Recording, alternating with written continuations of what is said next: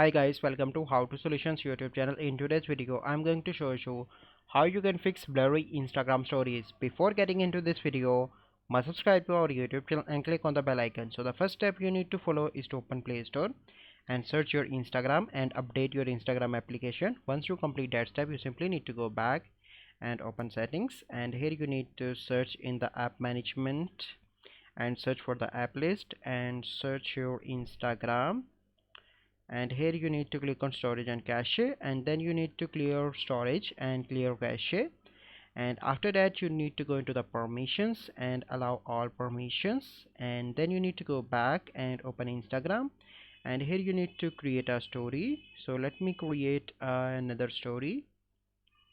Okay, and then you need to share that, and here you can see that it is not blurry now. So let me share that in few seconds.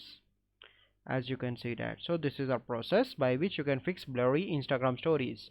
I hope you find this video helpful. If you find this video helpful, must like this video, subscribe to our YouTube channel for future videos. We'll see you in the next video. Thank you, have a good day.